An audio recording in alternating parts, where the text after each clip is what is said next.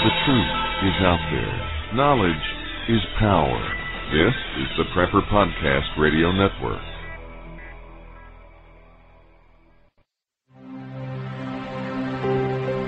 Are you sick and tired of having your First Amendment harassed or censored on Facebook?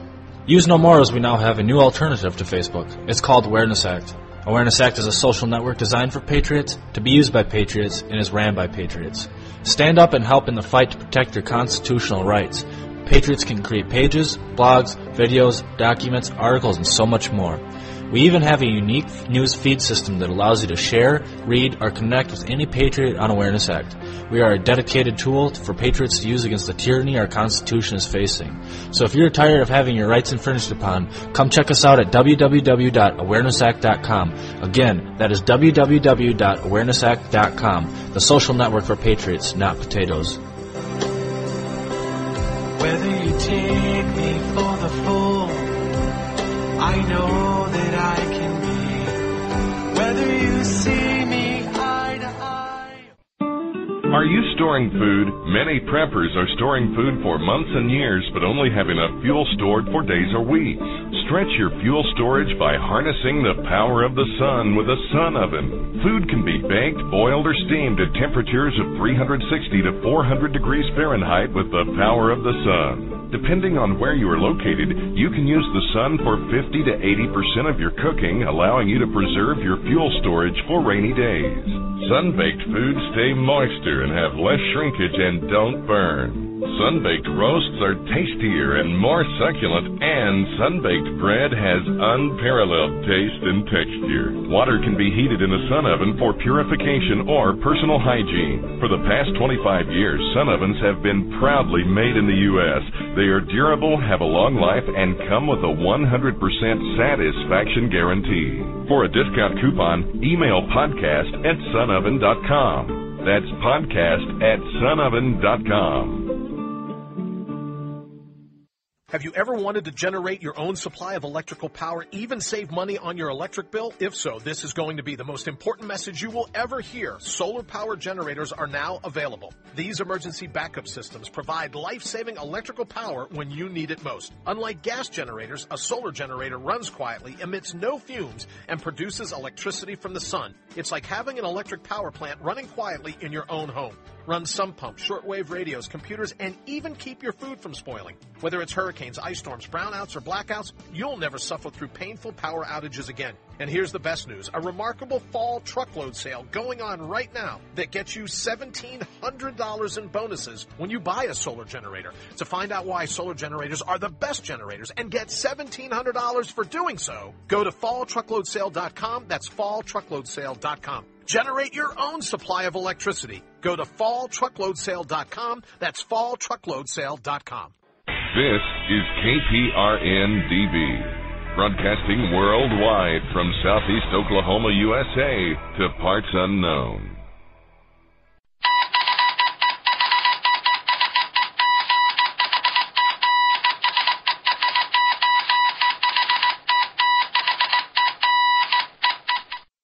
Hello, America.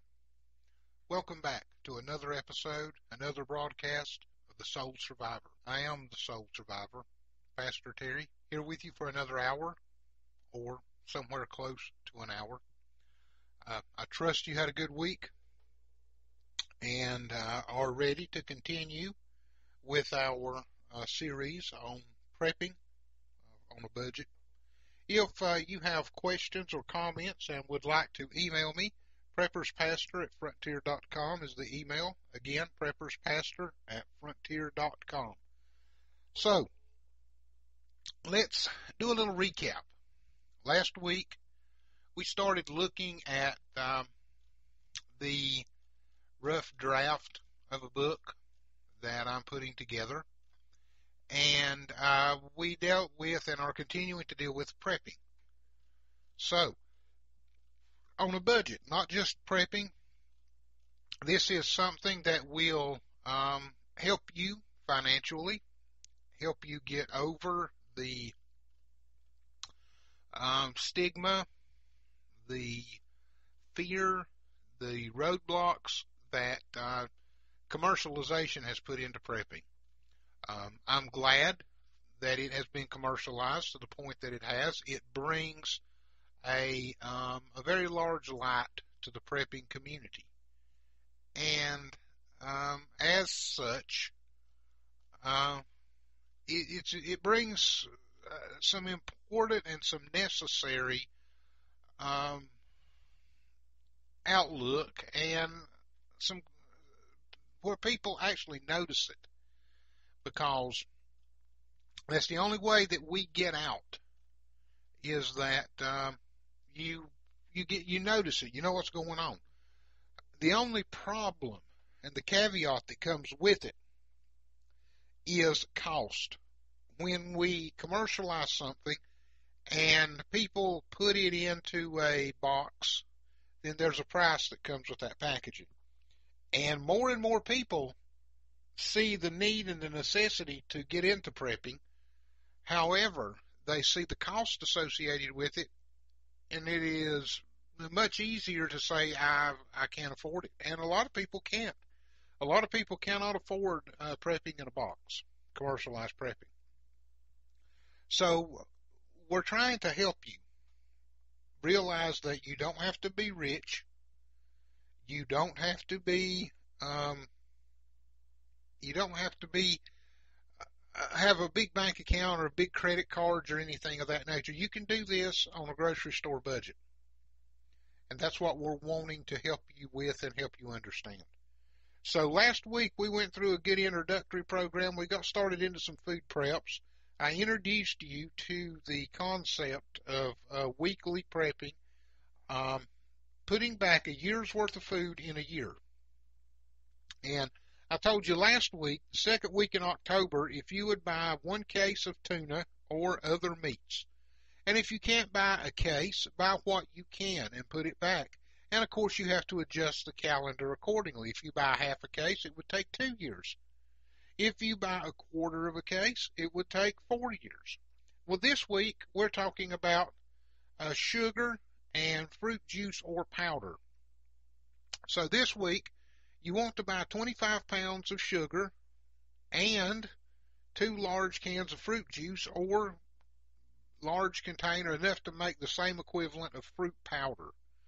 So, you decide what you can afford. Look at your budget and go from there. Is this something that you can actually, can you afford 25 pounds of sugar? 5 5-pound bags, 6 4-pound bags. That would probably be close enough. That would get you within a pound. So, here where I'm at, it's a little over $2 a pound, say $2.50 a bag for a 4-pound bag.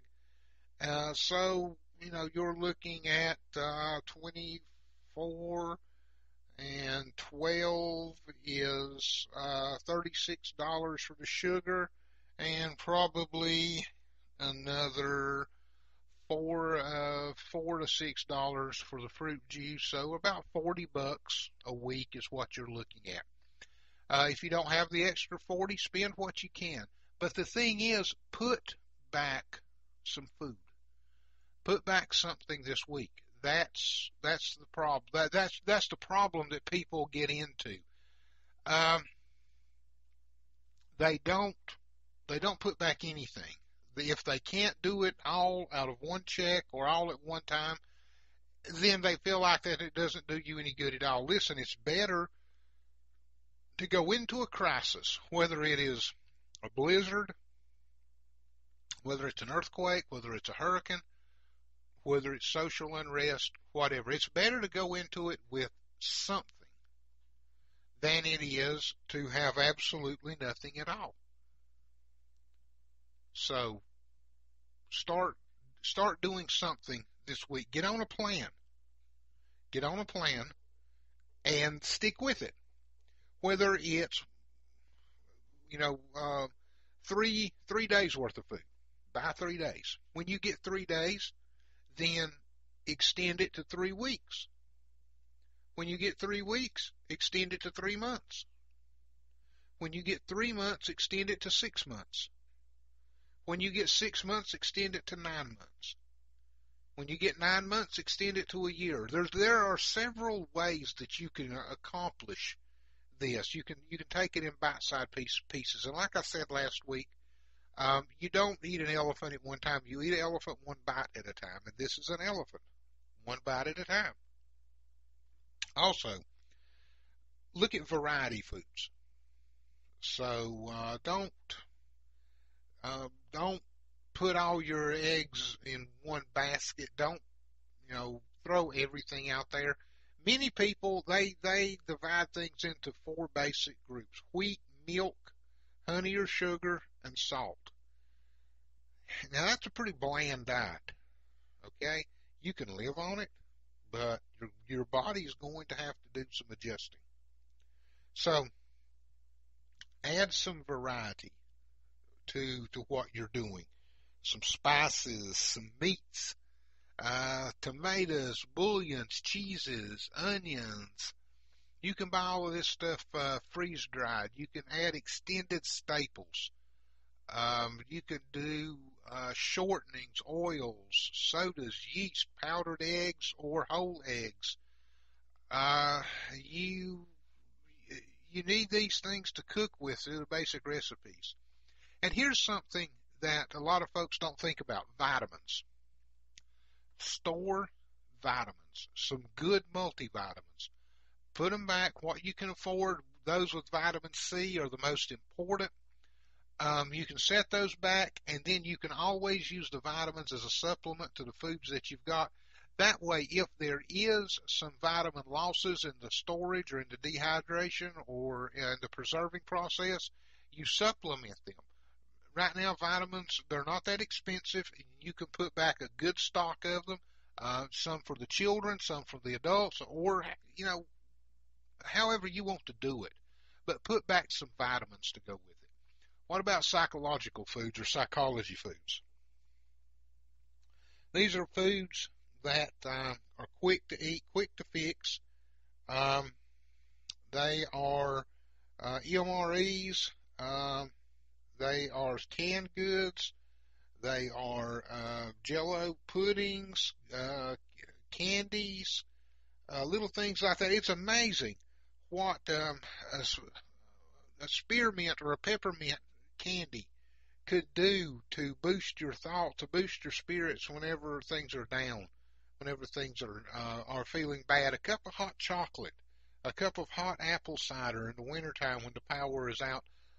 All of those things, they go a long way toward helping you through some tough times, especially if you have children. Think about things like this that help children to get through some tough times and some difficult times.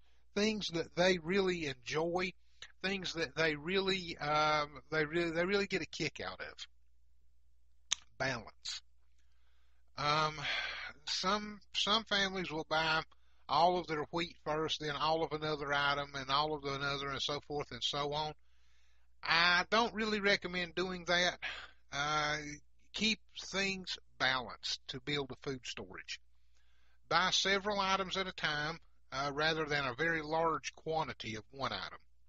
That way, if something happens again, you've got something to live on as far as a present storage, and you're going to fare much better having 1 month's supply of a variety of items instead of a year's supply of 1, 2, or 3 things.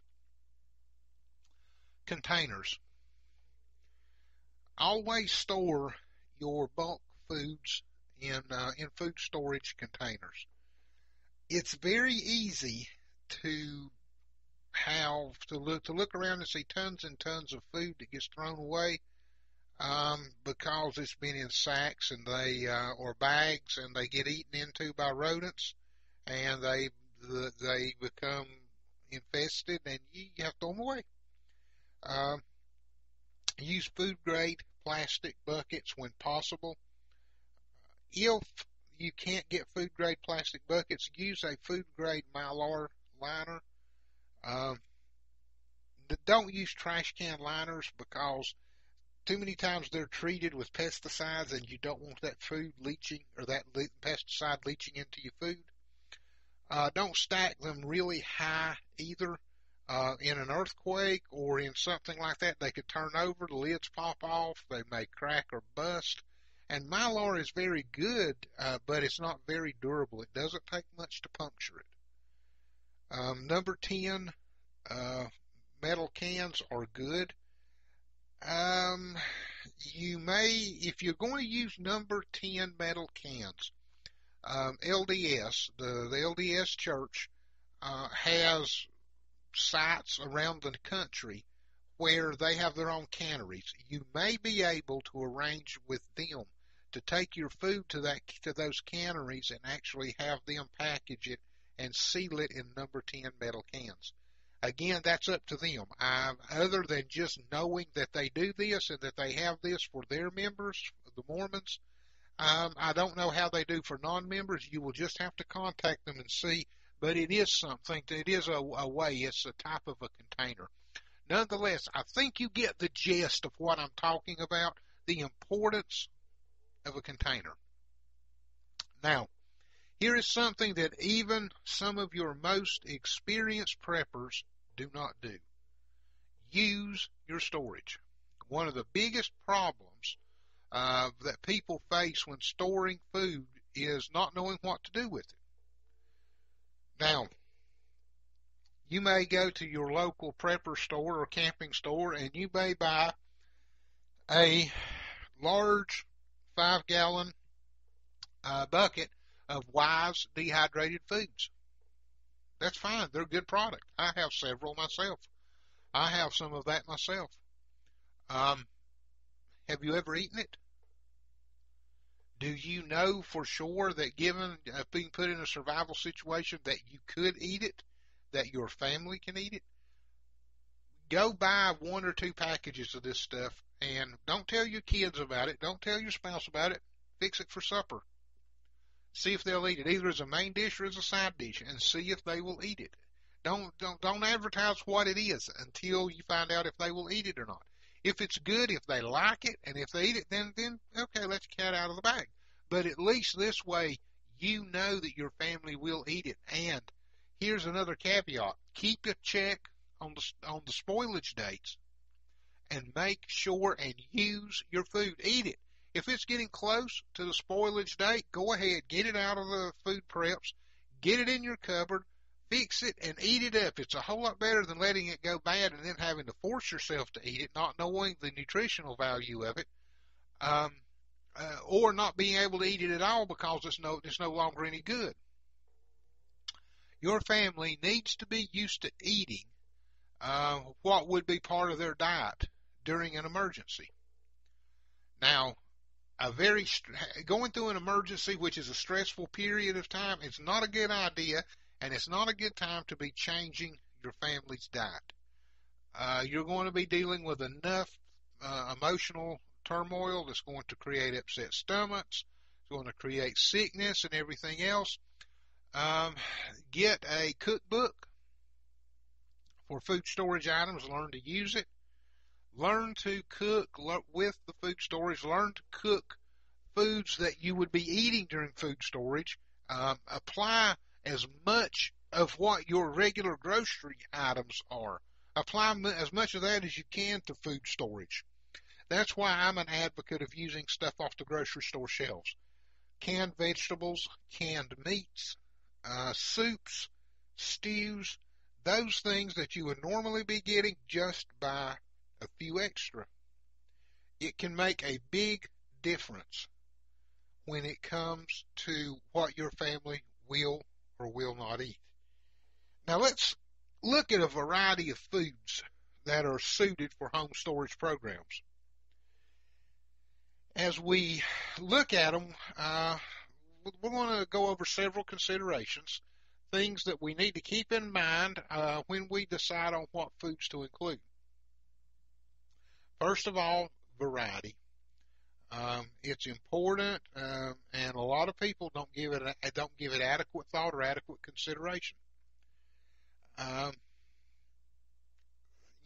How much wheat, corn, rice, or beans is necessary to meet your needs? You need to determine that, and you need to leave it at that and buy it. You can buy prepackaged decisions if that's what you want. If you can afford it and that's what you want to do, that's fine. No problem at all. Go for it. Um, there are pre-made plans and guides out there. If you find one of those and it works for you, by all means do it. When I get the booklet or the book finished that I am writing, there's a plan in there that you're welcome to use, and there's a way that you can tweak it to fit your plan and your family. Another reason to think about a variety of foods is appetite fatigue.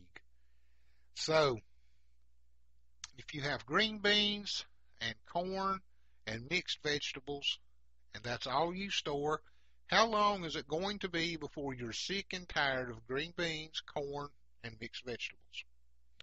It's not going to take long. The same way, if you store only dried pintos, or dried black beans, or dried kidney beans, or lentils, how long will it be before you get appetite fatigue? And there are those who think that providing variety in a diet is relatively unimportant, and that when the time comes, you'll eat what we've got, or you won't eat it all. And there's a point to be made there. When times get tough, when the economy tanks for whatever reason, we're all going to have to adjust to a new way of life for at least a while. And that means that we're going to have to give up some of the creature comforts that we have been so accustomed to having. There may not be a McDonald's to go to. If there is a McDonald's to go to, it may be so expensive that we can't afford to eat there. Imagine that. McDonald's dollar menu is an extravagancy. Think about that. Think about the psychological effect that will have on people. So, if you can provide a variety of food and that limits the ability to develop appetite fatigue, you're going to be better adjusted, healthier, and better off under ordinary circumstances than those who have just a rough and tumble survival mindset that says eat it or do without. Now, the reason, or one of the reasons for having a food storage program in the first place is for circumstances that are not ordinary. And times of crisis, again, they produce a lot of stress, possibly physical, but always mental and emotional. There's always going to be a fear of looking over your shoulder. Is someone coming to take what I've got? And if you eat a diet that's both alien to your physical system and monotonous, you're going to add more stress on top of what you've got. And if you add that kind of stress to children and even some older folks, you're going to have a significant risk of people just refusing to eat. And you can say what you want to. If you say eat it or do without, children and even elderly folks have the ability of just shutting their systems down and refusing to eat. You can't, and when that goes on for so long and people start physically going into fatigue and they start going into shutdown, you're going to be faced with some pretty tragic circumstances. Circumstances that may actually have you looking at someone starving to death when there's food there, and they are in such an emotional state that they're not eating. And part of it could be something that is controllable, something that's called appetite fatigue. It's not a trivial problem. It does need some serious consideration. So if, for instance, if it is wheat, day in and day out, wheat is going to start becoming unpopular very fast. Instead, it's better to have a variety of foods on hand, and more importantly, to use those foods in everyday diet so that you're accustomed to eating them. Eating food, we think of diarrhea and upset stomach? What about constipation? So neither one of them are friendly to think about. But consider it. You eat these foods that your body is not used to dealing with, and it shocks your system. And then you're dehydrated because of diarrhea, or you're so constipated that you no longer have an appetite. You quit eating altogether, and then you become impacted, and then you have no medical facilities to go to, or limited medical facilities to go to, in order to take care of the medical problems, and then you've got the financial problems that come on top because of the medical problems. Food fatigue can compound into many, many things. So think broad and think deep when you're looking at foods and you're looking at the variety of foods. What about the brands of foods? Now, I'm a proponent of store brands. I believe in store brands. I like store brands. I don't have a problem eating or my body processing store brands. However, some people do. Some people do have a problem. They are brand sensitive because of the way it's processed, put together, stored, whatever it may be. Don't buy 10 cans of store brand beef stew and put it on your shelf until you buy one can and eat it, and make sure it's something that you can digest. Make sure that it's something that you're going to be able to eat, and you're going to be able to eat it on a relatively consistent basis so you can include it in your food stores. Store brands and brand names are important. They can save you a lot of money, but they can also cause you a lot of grief if you can't digest them properly.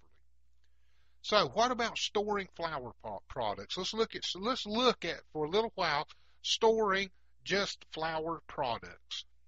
Now, whole wheat flour wants to go rancid rather quickly once it is milled. Once you run it through a grinder, you have to use it relatively quickly, or else it will go bad. Once it is ground, it will stay fresh for about 4 to 6 weeks, sitting at room temperature. So, don't grind more at one time than you can use in 4 to 6 weeks.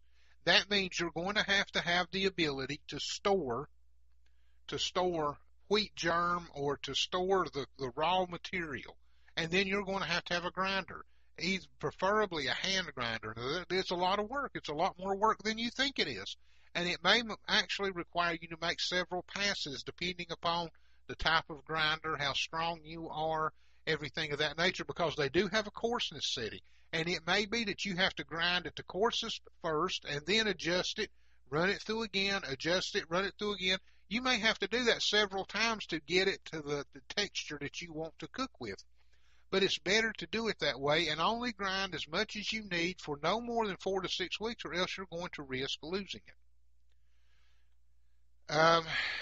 Now, if it's in a sealed container in a refrigerator, it'll stay good for about a year or so. In a freezer, it will keep for years in a freezer. Personally, it's best to store whole wheat flour in the form of wheat berries, and only meal as much as you can use in a week or two, just like I talked about. If for some reason you can't do it, buy the freshest product you can and package it in Mylar bags, glass jars, or metal cans with oxygen absorbers. How do you do that? Well, the Mylar bags are pretty simple, okay? You get it, you empty it into a Mylar bag, you take the Mylar bag and you fold it, you flatten it out at the top, put the Mylar bag in a bucket first, put your flour in it, flatten it out across the top, and lay a small board, say a 3/4 inch board across it. Fold the Mylar bag over the board and take a clothes iron, and on the edge of the board, run the clothes iron down the edge of the board until you seal it shut. Now, before you seal the Mylar bag, drop an oxygen absorber or two in there, and you can buy those at any Prepper's food store or Prepper's storehouse. You can buy them online. They're very cheap. They're very cheap. what that does, you push all the air that you can out of it, then you drop the oxygen absorber in there, and any air that's left, it will absorb out of it, and it'll create a seal. Glass jars, you can do something that's called dry canning, or you can do the metal cans, like I talked about earlier. If you can get it to an LDS or somewhere that has a cannery. Always use the oxygen absorbers, though. Whichever method you use, that helps keep trapped oxygen from releasing your seal. Once you have this stuff sealed and it's oxygen free, you won't have to worry about it till you break a seal on it. I have, and that my wife has dry canned. We have got several half-gallon jars in our basement of flour that is sitting down there, and we'll open it and we will use it, and it's fine. You see, due to the fine texture of flour, it won't gas flush very well. Even refined white flours have limited shelf life. So your years, you can keep it if it's processed properly and correctly, but that's just about the length of it. And I'm not talking tens of years either, okay? A couple of years, but in that length of time, you should be able to use it. You should be able to put back some flour and do it on a rotating basis. Take a Sharpie or a magic marker and write across the top of the lid what the date is, and within a reasonable period of time, within 6 to 9 months, be rotating that stuff out and reprocessing it.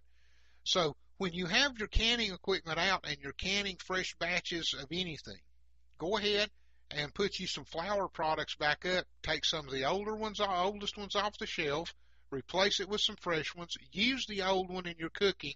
That saves you some grocery money. Plus, it allows you to take that money and put it back into other types of food stores. Once you get some of this stuff on your shelves and you start processing out or rotating out foods, the money that you save on that grocery by processing that food out is money that you can put back in for something new or something different. Bran and germ can be removed, but there's always some oils that remain because of naturally occurring enzymes that are found in the grain. Refined white flour won't noticeably go off on you the way whole wheat flour will, but given time and exposure to heat and humidity, the protein content of flour will slowly break down. The first sign of trouble may be a musty smell or a degraded dough performance. It may not rise properly whenever you make bread. In sealed airtight containers, you could easily achieve 6 months to a year at room temperature. Sealed containers in the refrigerator, again, it could last for a while, and then on your glass jars with oxygen absorbers, is going to be the longest time possible. Decent storage temperatures, at a decent storage temperature and a low or no oxygen environment, you should be able to get around 5 years of shelf life out of stored flour products. That's not uncommon. Now, again, it's going to determine on your process. Now, let me say something about when processing this. Don't buy 25 pounds of flour and process it the same way at one time your first time through. Buy 5 pounds or a 4-pound bag, whatever you buy, process it. Set it up and see how you do with it. Give it 30, 60 days and then use it. If it hasn't gone bad in 30 to 60 days, then you've probably got a good technique down. Then go buy the 25 pounds and then process the 25 pounds through. Prepping is always a learning process. Remember that. Prepping is always a learning process. Everything, it doesn't have to be trial and error, but you're always looking for a more efficient way. You're looking for a cheaper way. You're looking for the most economical way. You're looking for something practical. Now, here's a little side note to prepping. for food storage anyway. I don't know where you live. I live in the Blue Ridge Mountains, and I'm a native of the Blue Ridge Mountains. So part of my heritage is preserving food. For generations here in these hills, families have raised gardens. They have raised livestock, butchered livestock, smoked hams and bacon, raised poultry, jerked beef, canned vegetables, stored apples. I mean, it goes on and on. It's as much a heritage thing with us here in the Blue Ridge as it is anything else. And you may be the same way in your geographical area. So look for historical resources and resources of the heritage of the area and find out some of the things that used to be done and the way it used to be done before there was electricity. Here in the Blue Ridge Mountains, it was well into the early 40s before a lot of people got electricity, and even as late as the 60s before some people got it, because I remember in the early 70s helping my father make my grandparents an indoor bathroom in their house. And it's not that far removed. So you could have a heritage, the area that you live in, that gives you some insight into this. History can tell you a lot about what will work and what won't work and how it will work and how it won't work. And along with the modern conveniences that we've come up with, how we can better prepare for it today than our ancestors could. Just a little side note there, something for you to study and to look into. How about legumes or legumes, however you want to pronounce it? If you're willing to spend whatever it takes, and if you're willing to put the investment into preserved meats and dairy products, it may not be necessary for you to store legumes at all. However, most people do choose to keep a selection of beans and peas and lentils in their storage areas, either for reasons of economy or because they like them, or both. Myself, I like dried beans. I like pintos. I like kidney beans. I like lima beans. I like white beans or navy beans. I like them. Same way with peas and with lentils. I like those as well. So, it's a matter of taste for us to put those in there. There are a few non-animal foods that contain an amount of protein that can be found in legumes with varieties that are commonly available in the U.S. that are somewhere between 20 and 35% protein. So, and when you're looking at protein, don't think the only way you're going to get it, or the only way you have a choice of getting it, is through meat products. It's not necessarily true. You can get beans and peas and lentils, and you can have those as a protein product, and you can live nicely off of protein from those. You just would not have any animal fats, and that would be what you would have to have a little bit of meat for in order to put the animal fat in your diet to help your systems with digesting and those things. They're not complete as far as overall nutrition, but when they're combined with other proteins that are found in grains and other food sources, they can be part of a well-rounded and healthy diet. Again, beans and peas and peanuts and things of this nature are all part of this food group. And they've been around for a long time, and there are a lot of recipes. As another little side note here for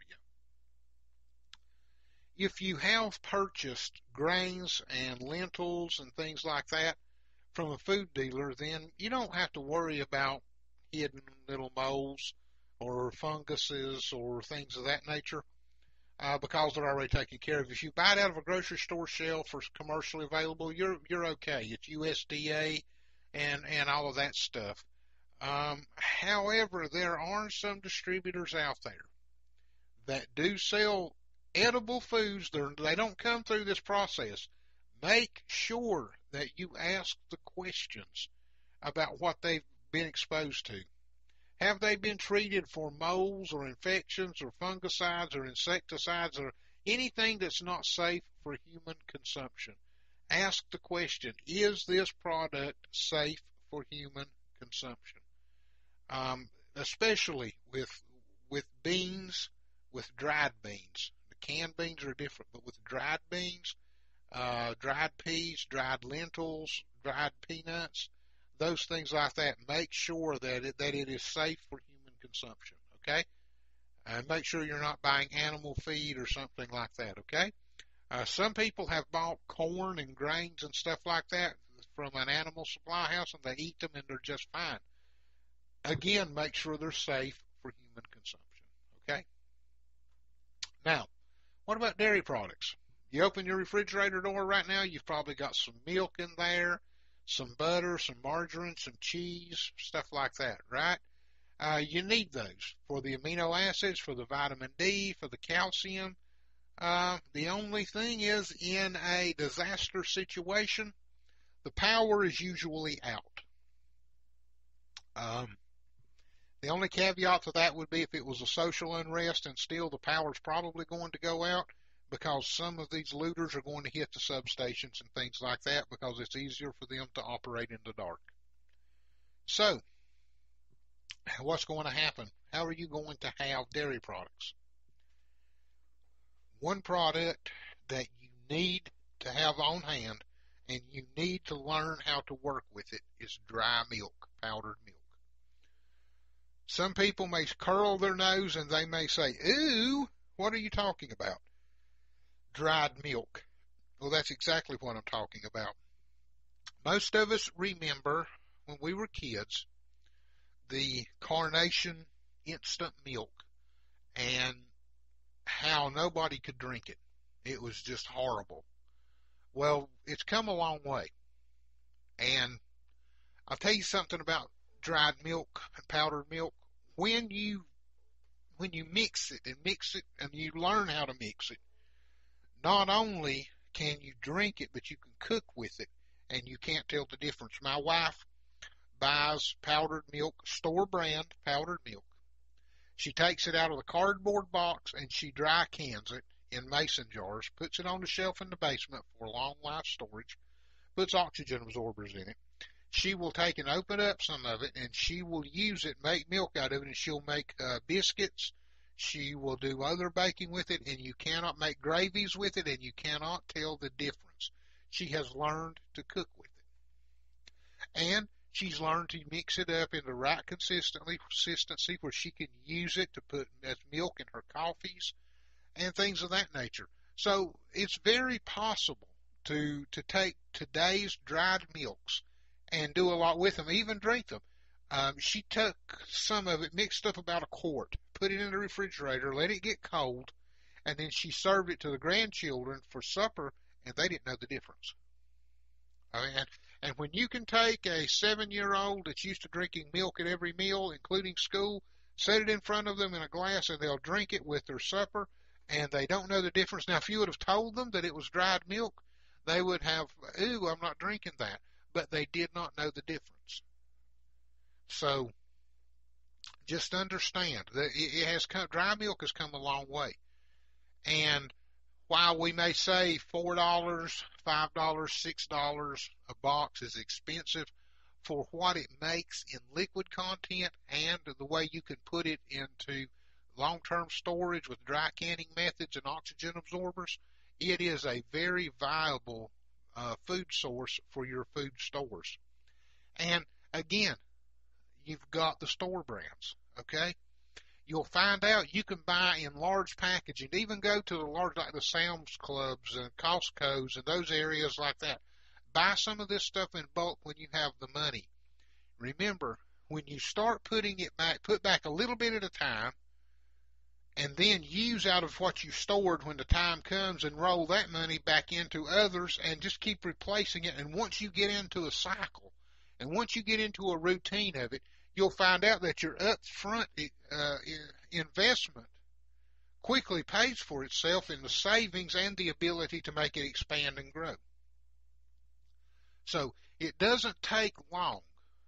Now with dried milk, you've got non-fat skim milk, you've got flavored non-fat milk, and you've got whole milk, and you've got buttermilk, and everything that can be made off of it. So when you're looking at your non-fat skim milk, you're looking at the equivalent of 1% milk. Your flavored milk, that can be anything that you want to add to it. If you want, you can get the cocoa powder that you mix in, or the Ovaltine or stuff like that, and you can dry can that as well. And then during a food store, during an emergency situation, and you're actually using your food stores, you can do the chocolate milk, you can do cocoa, you can do malted milk. There are so many things that you can add to this. You can use these milks to make puddings, to do things like that. You can also get whole milk that's done this way. Again, store it. Use Mylar bag methods. Use hot canning methods with mason jars. Same way with buttermilk. Now here's a neat little thing for buttermilk. You can take regular milk or the powdered regular milk and add some lemon juice to it, and you can create a buttermilk that way. It's not. You can tell it by drinking it that it's not the same thing, but when you bake with it, you can't tell it from buttermilk. And lemon juice comes right off the shelf. You don't have to, it's a long-lasting item anyway. Sour cream, you can look into taking the powdered milk, making it into a liquid milk, and then you can make your own cheeses. You can make your own sour cream. You can make all of that stuff out of it just by your own butter. You can turn it into all of that just by learning how to do those tasks, learning that art, if you will.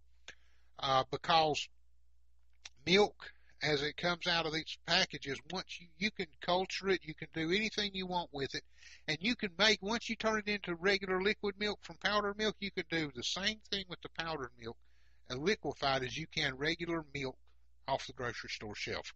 So you can make your own cheeses, your own butters, and everything of that nature. Now, there are milk substitutes out there, or things that like soy milk or rice milk or some of those things that actually are shelf stable. You can buy them right off the grocery store shelves at room temperature. They're shelf stable with a spoilage date. Those are very expensive.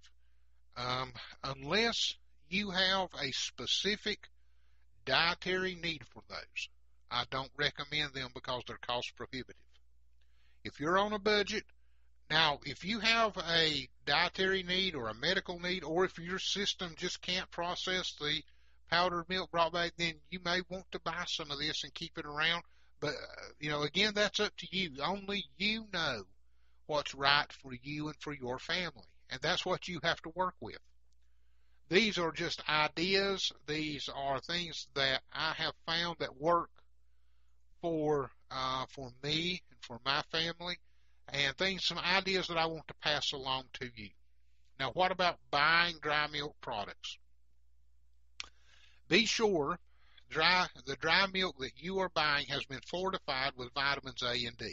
Even if you're taking vitamins, make sure that the milk has it added, and just about any commercially available milk you buy today is going to have it, with the exception of some of the dried buttermilk. Some of the dried buttermilk doesn't, and the flavored dry milks. If you buy the pre-flavored stuff, it may not as well. Read the package. Know what you're buying, know what is in it, and know what you're putting into your body, okay? There should be no artificial colors. There should be no artificial flavors.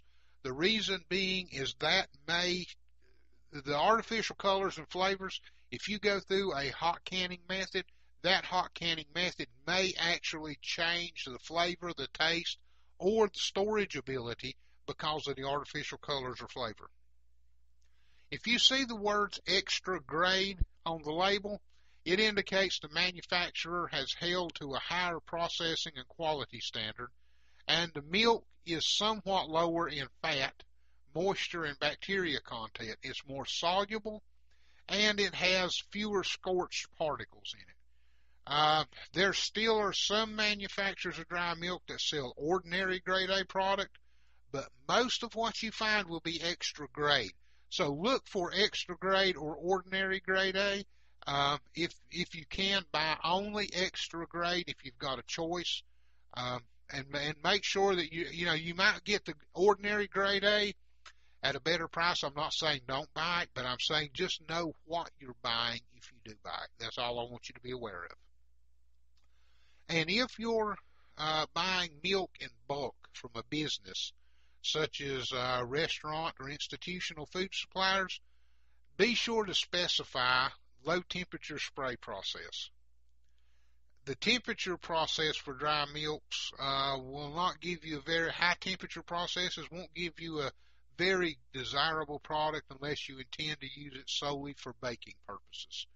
Now, if you're going to use it only to bake with, high temperature processes are fine. Otherwise, if you're going to consume it, be sure to tell them you want a low temperature process for the dry milk. And that's all in the process of how it's constituted from liquid to dry.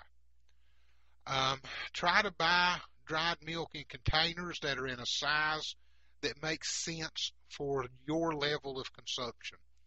In other words, if you want to buy dried milk, I'm not going to say don't buy it in 5-gallon pails, but if you do, understand that once it's opened, you've shortened its shelf life. Okay?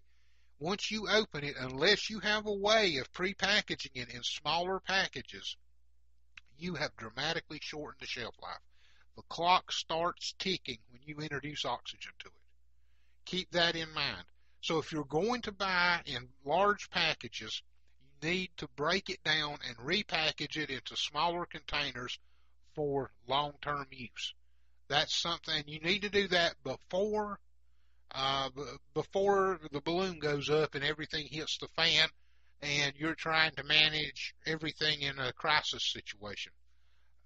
This is why it's called prepping. You can buy it in large bulk storage and just set on it, but you're not prepped until you're ready to use it and you're storing it in a proper manner. So think about all of this. As with any food storage, try to deal only with reputable dealers. It's important to do this with dry milk because of its shortened shelf life and its sensitivity to storage. Look at the expiration dates, then date and rotate the packages as you need to. You don't want to buy something that's already out of date and try to extend it by processing it into smaller packages. You don't want to take that chance. You want to buy something that's got a good shelf life on it to begin with, then process it into smaller containers and extend that shelf life. Now, how do you store dried milk? Dried milk and milk products are highly sensitive to environmental conditions, especially temperature and moisture. The vitamin A and D is photosensitive and it breaks down rapidly when it's exposed to light. So the area where you're going to store your dried milk should be kept as cool as possible. Air conditioning, if possible, even refrigeration can greatly extend the nutritional life. If a storage container is transparent or translucent, then it needs to be put into a second container that is opaque to light or is stored into a dark room. Let me break that down a little further. If you dry can in the glass mason jars like I was telling you about, you need to put those glass mason jars into another container that is not clear, something that light will not penetrate very easily, or it needs to be in a dark room, because light will address and will mess with The A and the D vitamins. It makes them photosensitive, of course, and that messes with them, and that will degrade them. Dried milk will also absorb moisture and odor from the air. So storage containers should be impervious to air and moisture. It should be airtight.